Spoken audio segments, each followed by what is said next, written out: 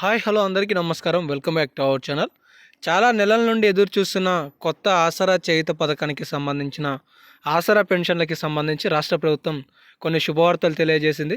So ఈ వీడియోలో కొంతమందికి సంబంధించిన ఆసరా పెన్షన్ల విషయంలో కూడా రాష్ట్ర ప్రభుత్వం అసహనం అయితే వ్యక్తం చేస్తుంది. మొత్తానికి ఈ చేయూత పథకం ద్వారా రూ. 6,016 ప్రభుత్వం లబ్ధిదారులకు ఎప్పుడు అందించబోతుంది, అలాగే ఈ నెలకి సంబంధించిన ఆసరా పెన్షన్లు కొత్తవి ఇవ్వబోతున్నారా, పాతవి ఇవ్వబోతున్నారా అనే సమాచారం, ఎప్పటి నుండి ఇవ్వబోతున్నారా అనే సమాచారం అంతా కూడా స్పష్టంగా తెలుసుకునే ప్రయత్నం చేద్దాం. ప్రతి ఒక్కరు కూడా వీడియోని చివరి వరకు చూసే ప్రయత్నం చేయండి. తప్పనిసరిగా ఈ వీడియోని ఒక లైక్ చేయండి. మీలో ఎవరికైనా పెన్షన్ వచ్చి ఉంటే వచ్చిన వాళ్ళు ఎస్ అని చెప్పి, రాని వాళ్ళు నో అని చెప్పి కామెంట్ చేసే ప్రయత్నం చేయండి. ఇక లేట్ చేయకుండా అప్డేట్లోకి వస్తే, తాజాగా తెలంగాణ రాష్ట్ర వ్యాప్తంగా కూడా 26వ తారీఖు నాటికి వివిధ పథకాలను ప్రభుత్వం ప్రారంభించబోతుంది. అందులో మొట్టమొదటి పథకం వచ్చేసి 6,000 రూపాయల రైతు భరోసా, ఆ తర్వాత 6,000 రూపాయల ఇందిరమ్మ ఆత్మీయ భరోసా. దాని తర్వాత రాబోయే పథకమే మూడో పథకం, కొత్త రేషన్ కార్డుల పథకం అని చెప్పేసి ప్రభుత్వం చెప్తుంది. దీంతో పాటుగా 4,50,000 ఇందిరమ్మ ఇండ్లు, ఒక్క ఇంటి నిర్మాణానికి 5 లక్షల రూపాయలు అనేవి లబ్ధిదారుని ఖాతాలలో రాష్ట్ర ప్రభుత్వం జమ చేయబోతుంది.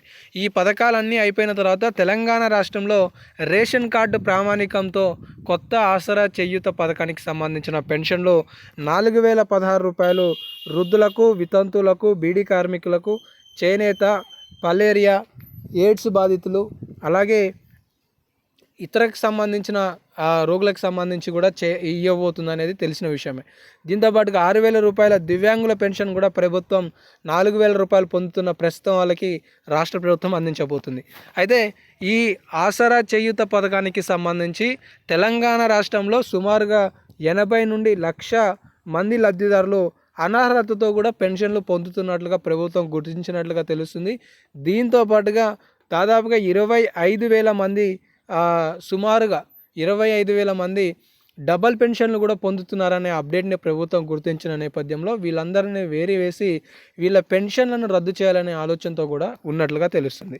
అయితే తెలంగాణ రాష్ట్రంలో మొత్తానికి ఈ ఆసరా చేయూత పథకానికి సంబంధించిన పెన్షన్లు కావచ్చు, ఈ నెల పెన్షన్లు కావచ్చు, అంటే డిసెంబర్కి సంబంధించిన పెన్షన్లు ఎప్పుడు అందించబోతున్నారు అని చెప్పి చాలామంది అడుగుతున్నారు.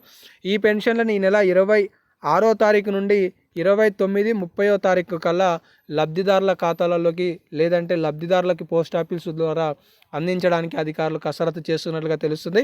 అయితే ప్రతి నెలలో మొదట 5,000 కోట్ల రూపాయలు ప్రభుత్వ ఉద్యోగులకి ఖర్చు చేస్తుంటే, ఆ తర్వాత 6,500 కోట్ల రూపాయలు సుమారుగా తెలంగాణ రాష్ట్రంలోని వడ్డీలకి నిధులు కడుతున్న నేపథ్యం కనిపిస్తుంది. ఇప్పుడు రైతు భరోసాకి 8,000 కోట్ల రూపాయలు రాష్ట్ర ప్రభుత్వం ఖర్చు చేయనున్నట్లుగా తెలుస్తుంది.